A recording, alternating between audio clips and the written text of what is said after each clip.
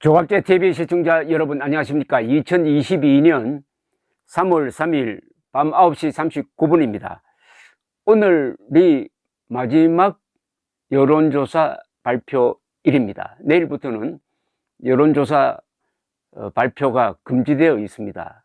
오늘 발표된 여러 여론조사 중에서 가장 정확도가 높은 것은 MBC, KBS, SBS에서 이른바 지상파 방송 3사가 코리아 리서치 등 출구조사 수행조사기관 3곳에 의뢰해가지고 실시한 여론조사입니다. 왜 이것이 정확하냐 하면은 이 표본 수가 많습니다. 보통은 한 1000명 정도를 대상으로 하는데 2003명을 대상으로 했습니다. 2003명. 그리고 무선 전화 면접 방식으로 했습니다. 무선 전화 면접 방식 2003명이라는 표본수, 그리고 이들이 출구 조사를 담당할 것이라는 점 등의 합쳐보면 신뢰도가 가장 높다, 이렇게 평가할 수가 있겠습니다. 그런데 그 결과를 발표해 드리겠습니다. 이 결과가 어떤 의미가 있느냐 하면은, 마지막 여론조사에서 1등 하는 사람이 과거에도 항상 당선이 되었다는 걸 전제로 합니다. 그래서 오늘 이 조사에서 1등으로 나온 사람이 3월 9일 밤에 개표를 해가지고 1등으로 당선될 확률이 어마어마하게 높다는 거죠. 자, 그럼 발표를 하겠습니다. 1등 누구냐? 윤석열 후보입니다. 42.1%입니다. 2등 누구냐? 이재명 후보입니다. 37.1%입니다. 그 차이는 5%포인트입니다. 그럼 5%포인트는 믿을만한가? 믿을만합니다. 왜냐?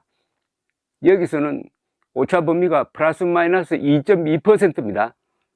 그러니까 4.4%포인트보다도 더 크게 벌어지면 믿을 수 있다는 거죠.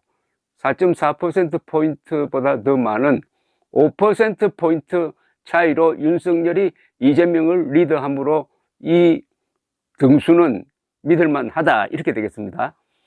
한 번 더 말씀드리면 윤석열 42.1, 이재명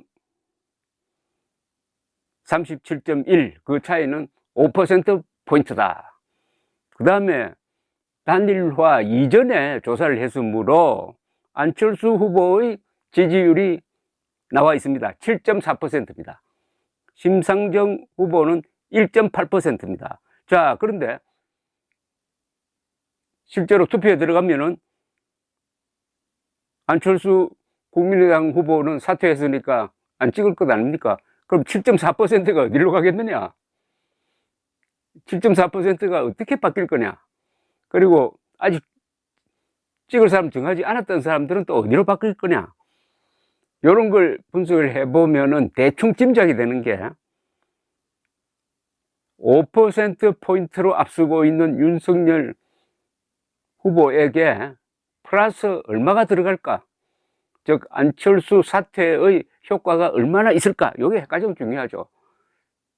그런데 다른 경우와 이렇게 비교해서 보면은 대충 3%포인트 플러스 효과가 있습니다. 3%포인트 플러스가 효과가 있어요. 그러면은 윤석열 후보의 지지율 격차가 5%포인트에서 8%포인트까지 올라갈 가능성이 있습니다.